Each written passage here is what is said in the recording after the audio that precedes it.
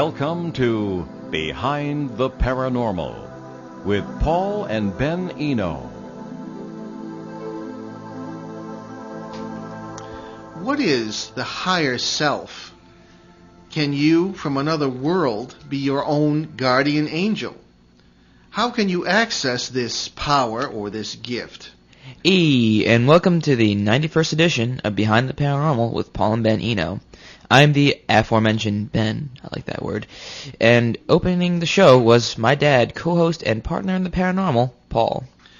Well, as you'd say, Ben, let's start with our weekly paranormal contest.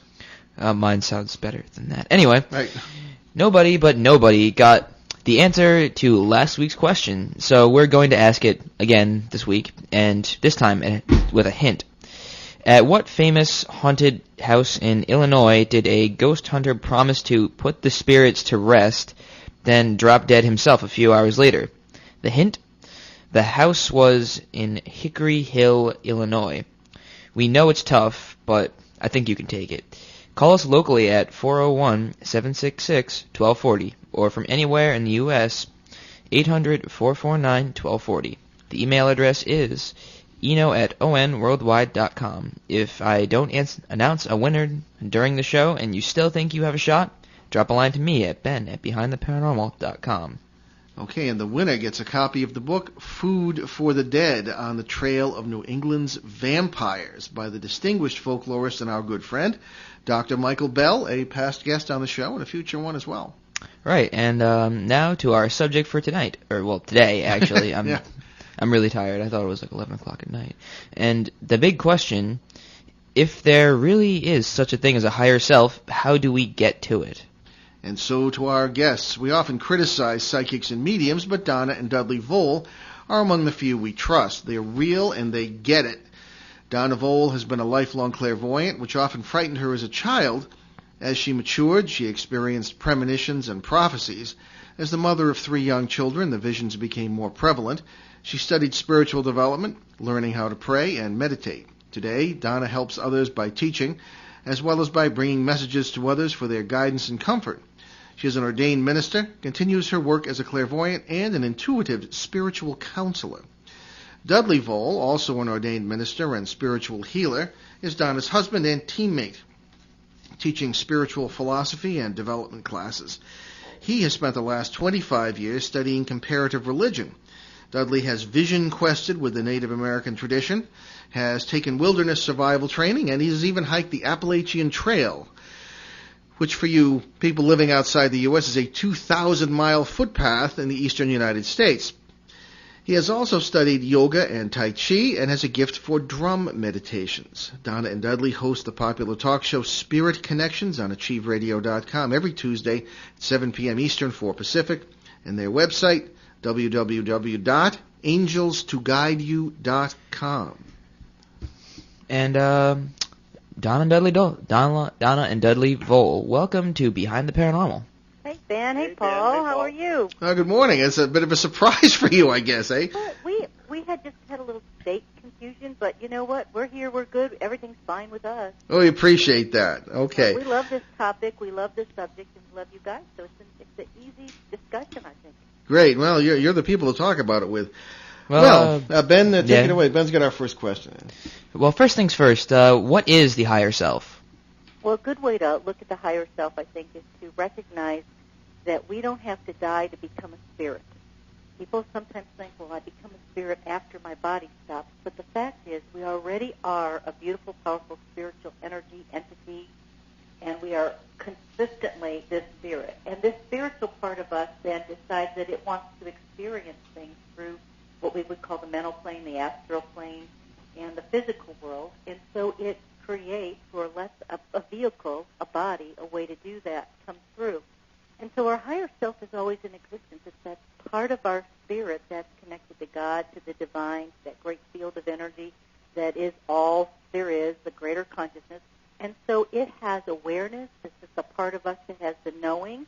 And this is the part of us that guides us. Every one of us will say, there's times we just know we shouldn't have done something. Or we'll do it anyway and think, I knew I shouldn't have done that. Why didn't I listen to me?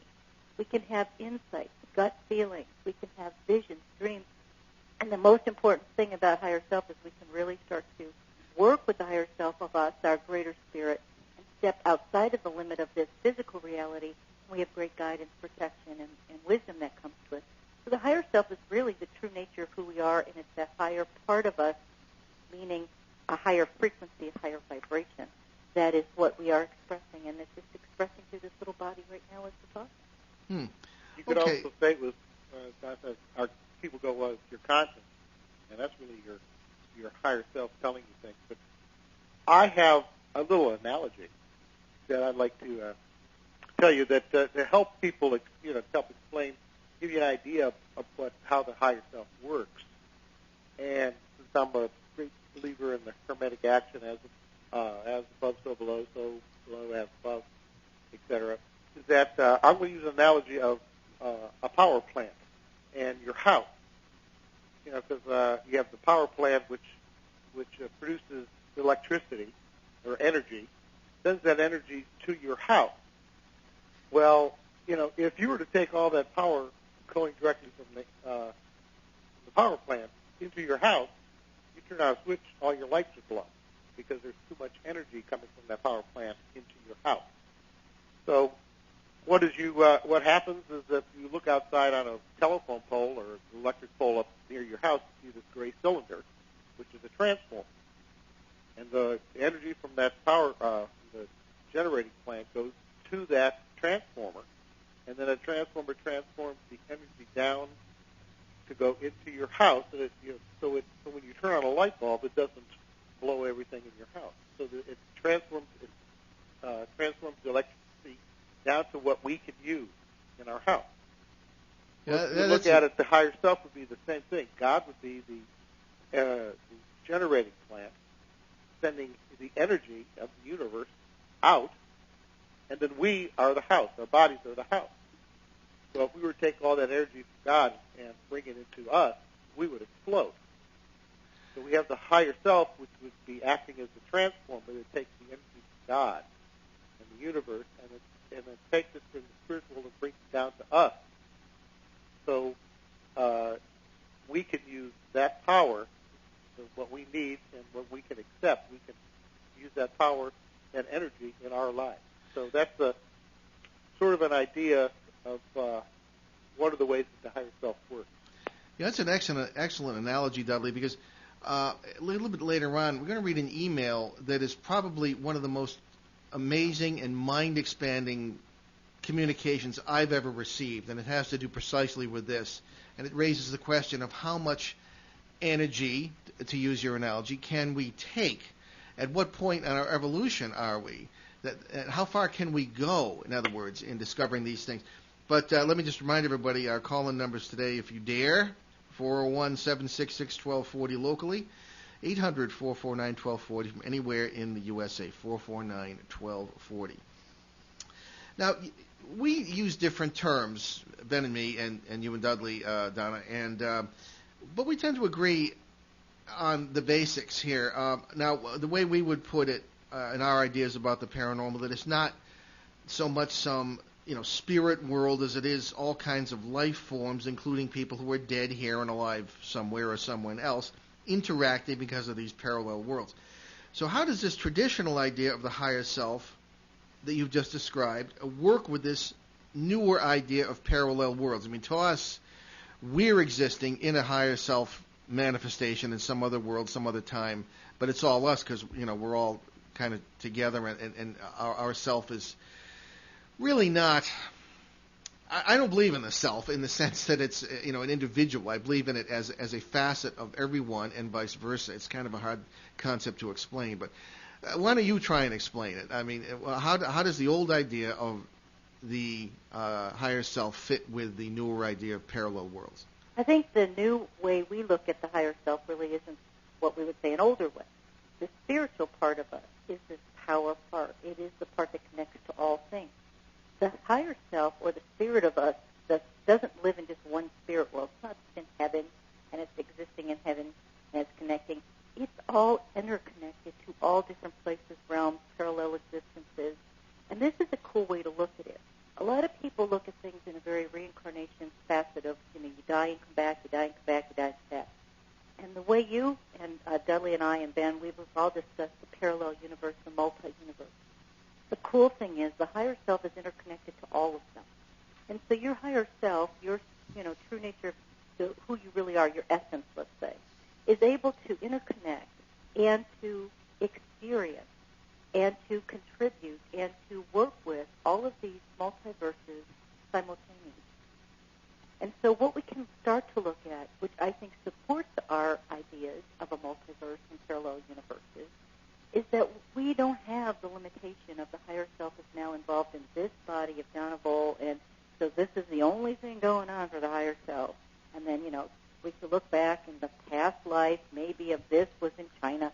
Instead, we look at the fact that the higher self is able to connect to different experiences simultaneously and learning from those experiences, taking knowledge, wisdom, and interacting with those experiences. And so for us to connect to the different multiverses, to connect to other parallel verse dimensions, different timelines, as we want to call them, quantum field supports this, is that our higher self has the knowledge and wisdom to tap into those and to move through those and to be utilizing those all simultaneously.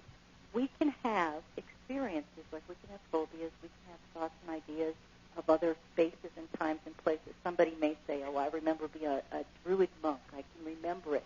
Well, are you really remembering it, or are you just tapping into the knowledge that is existing? And so we start to recognize the higher self is a conduit of allowing us, with greater knowledge and wisdom, to work within all of these dimensions at one time. So let's say you're going to do a paranormal investigation, and we're going to go in, and you already know that a lot of times when somebody may say something is haunted, it may just be one of those wonderful vibrational places where really they're just seeing and experiencing life in another time-space dimension. And so the higher self to give you the understanding of what you're experiencing, what you're seeing, how to communicate in and out of that, and to recognize that those are maybe simultaneously happening. It's not so much that we are somehow seeing a reenactment of 1800. We may be literally at a place in the time-space continuum, let's call it, that we can actually step in and are part of feeling the vibration of that because it's all simultaneously happening. So I think the higher self frees us from the old constraints of traditional spiritualism and some belief systems that there's one spirit and it's interconnected just to me. When we start to recognize the power of the spirit of the higher self is that it's interdimensional and connecting to all things. Right. Are you ready for another analogy? Please, Dudley, yeah. Just a little, this is small, small one. You can take this and expand on it, but since everybody today has emails and knows about the computer, if you would think of the higher self as, we'll say, an email address, and then each one of us, like me now, connecting to my higher self, or say like I was back in the 1770s, or back at the Roman times, whatever. These are different computers, right? Well, I could take mine, if I knew my email address, where my higher self was, I could just log into my email and I would see what's on the email. At the same time, the 1770 aspect could do the same thing. And as long as we have the same email address, which is our higher self, we get all that information from all those different lives or different aspects. We can see all that information. All different aspects can access the higher self and get all the information that all the other aspects have put into that. And is currently putting into. Yep. Yeah. And the neat thing is by knowing that, we can go into a paranormal investigation with even greater understanding because you're interconnecting to that higher part of you, your higher self, that has a greater, broader understanding to connect to all the different beings and energies, thought forms, and things that are going on in the experience and give you the greater knowledge of what's going on. That's why you're using that strong intuitive sense when you're going about your work.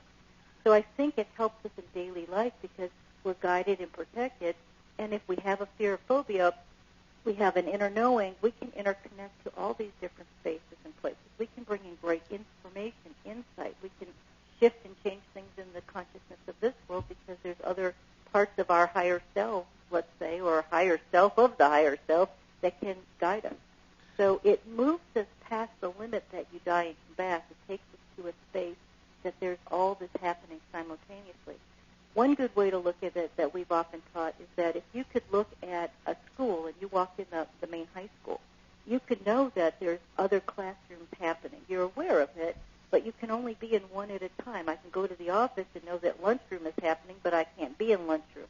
But if I could instead take the roof off of that building and be in a helicopter, I could see it all happening at once, and I could be aware of all of it at once, and I could really interconnect to it.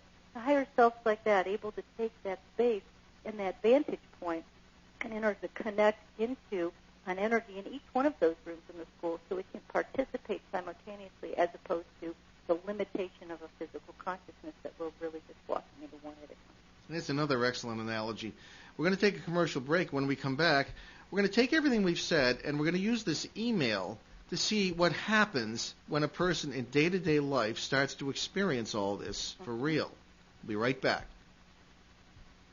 New River Press is proud to sponsor tonight's segment of Behind the Paranormal with Paul and Benjamin Eno.